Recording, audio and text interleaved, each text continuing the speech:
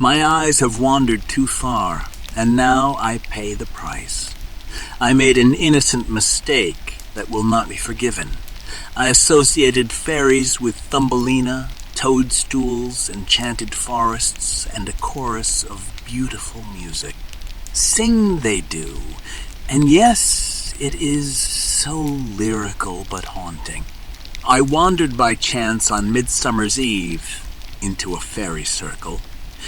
It just appeared to be a ring of mushrooms. I found it off a trail in a meadow of my local park. Then I saw them glowing with fairy dust upon the wings. Everything I imagined and more with such wondrous colors. Sapphire, sea foam, garnet, candy floss, nightshade. This was the most splendid sight I'd ever seen. At first glance, they seemed to be joyful, continuing their melody. I thought I had gone unnoticed watching this fairy soiree. Their eyes reflected the northern lights, until they seemingly invited me to join the dance. It was at first slow-paced and elegant. I did my best to copy the moves. It wasn't long until I was utterly entranced by the movements and the song. The tempo picked up, as did the speed. Soon, I wasn't able to keep up as it grew quite rapid. I found my legs wouldn't stop even though I felt out of breath. Panic was now taking over the joy and replaced it with fear. The fairies looked positively feral with sharp teeth. I was completely at their mercy. They had cast a spell on me. I grew weak and dizzy as the blisters on my feet formed. Their sound of music gave way to malicious laughter. It grew deeper in pitch and even more sinister. I spun faster, faster and faster, faster and faster, near out of control before they released me, and I fell to the ground, panting for air. Sweet human, it was fun to play with you. We'll have to do it again sometime. I thought bitterly, this is what you do to people you like. They retreated, as if to let me escape. I forced myself to jog. It was all I could manage. Their last message had indeed been a warning and threat. If this was playful, I really didn't want to know their fury. I couldn't walk on my feet for a while. They were blistered badly, and the soles felt painful as they bled. I was so lucky to have the soles of my feet. My ankles could have snapped. They could have made me dance to death. I have no idea what stopped them. The laughter stalks my days. Sometimes in the night I locked every window, every door, and would hide away in fear. I never wanted to see another pixie or any creature ever again. It's far too risky as it is terrifying, especially on moonlight nights, the kind you'd love to stargaze under. You'd never know if their prying eyes would be upon you, or what magic they would use. Would they lure you out with pretty promises as they do to me? As night falls, they come to me and speak of wondrous places beyond the veil, the fairy lands where there is no more pain, no old age, only play and good times amongst the fairies. They say it in the sweetest voice, and I wanted to believe them in spite of everything. That was another horrifying thing. I would disregard my safety and my life just for another dance with them. I go to my door at night, and I can never open it. I want more than anything to walk in the moonlight with them. They will kill me one day, and they will wait till my willpower crumbles, or till I'm driven utterly mad. Come outside. Come play with us. Hearing those words, I just broke down and cried. I'll never open the door for them ever.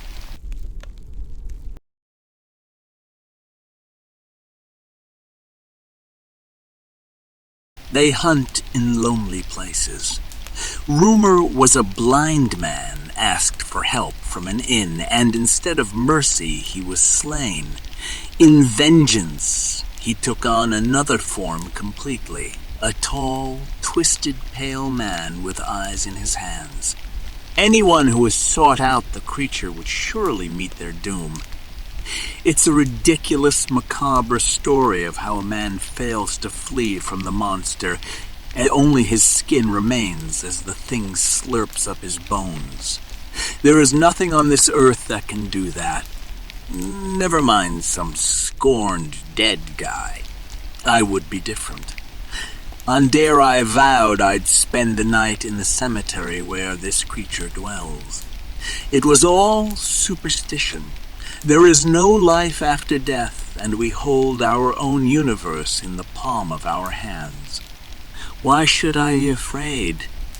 I'd see many horror movies, and even the serial killers in them aren't highly plausible. At least those films get something right. All monsters are human. There is nothing that goes bump in the night, and I'm determined to prove it, if only to my friends and people of this town. Old ways, my ass, I thought as I sat among the graves and the quiet of the dead of night. Honestly, I was tempted to take a nap. Nothing out here but nature. The falling stars in the distance, a hoot of an owl on its nightly vigil. I pulled out a sketch pad to draw this beautiful sight. Graves that moss crept up, the stars shining down twinkling lights, the fireflies in the air. By 3 a.m, I had grown quite bored and honestly looked forward to watching the sun paint the morning sky. That's when I heard someone running through the cemetery screaming, "Help me! Please, someone help me!" I immediately hid behind a grave and opened my phone to call the police.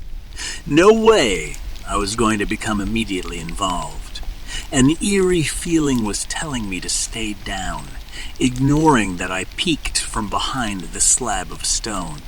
No way. My mind was hallucinating. Out of the darkness behind this person emerged a man unlike any other, pale as dead, smelling just as rotten as it. It screeched a painful and disturbing sound. In its hands were eyes, human eyes, or what once were human. It was hunting a teenager just like me.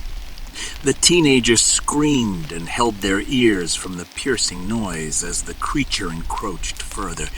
Realizing this, they bolted toward the centers of the graves toward the big mausoleum.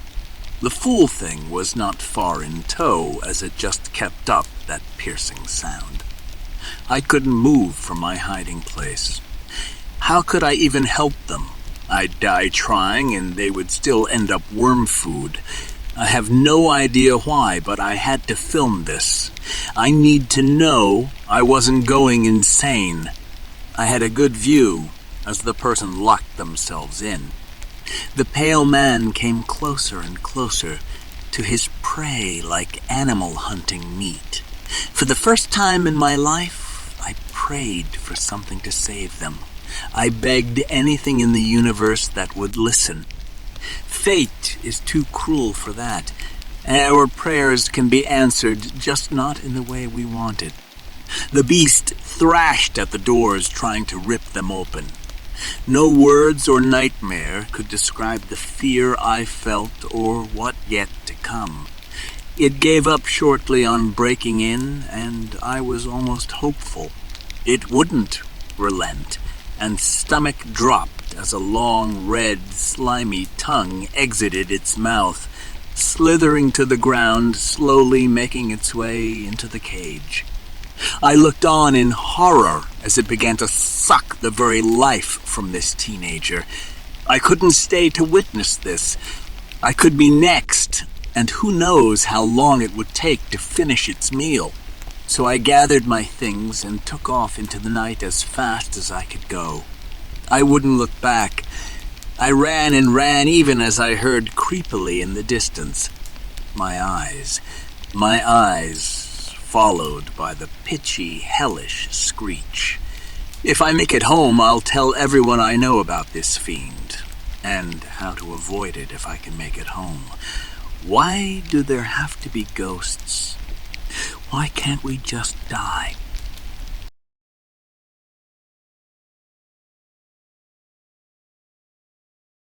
It was a night with no moon, without the comfort of the stars. I remember how dark it was on the pier. It seemed the lanterns decorating the wharf couldn't brighten the way. The tides roared below in this wine-dark waters. I couldn't sleep, so I wandered out into the night air, but instead of solace from the cool winds, I felt leery. It wasn't clear why, but I felt the urge to hide in the darkness. Soon voices echoed amongst the night, and I realized it was two young lovers who came out to get lost in each other. I was captivated as I watched the water. I was so curious, but felt like a creep overhearing their conversation. Wait, please wait. This wasn't playful small talk at all. Follow me, just follow my voice. It will be all right. That second sweet voice gave me chills. It was enchanting, but the undertone was as if ice, cold and foreboding. Baby, I miss you. I heard a set of singular footsteps coming towards the end of the dock. That's when I saw the couple, both attractive and young, perhaps mid-20s. The woman was beautiful, her dress slightly torn and wet. She gave off an unearthly vibe that I could not explain. I stayed quiet in the feeling of unease. She seemed lost and full of sorrow as she tenderly held his hands. Both seemed completely fixated on each other, ignoring me. We're going to be together forever, I promise.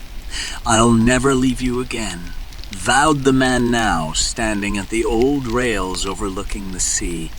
I know what you want, but I need you to show me. She sounded on the brink of tears. Anything, he replied with no hesitation. They began to hug. I rushed forward without thinking. No, don't hurt him. But it was far too late. He fell from her ghostly embrace to a plummet to a watery grave. The tide was here, and it would take him with it as the undercurrent drowned him. The most haunting thing is he didn't even scream, but smiled thank you. I'll never forget his face. It looked so happy even in death. At this moment, the lights grew stronger. Fog gently rolled in, then some bulbs that broke on the pier. The specter grew closer to me, and I saw her once stunning face. An exposed skull on her left side, starfish in her hair with barnacles in these now wispy strands. She had no eyes in her sockets, but she stared at me as she passed me into the mist.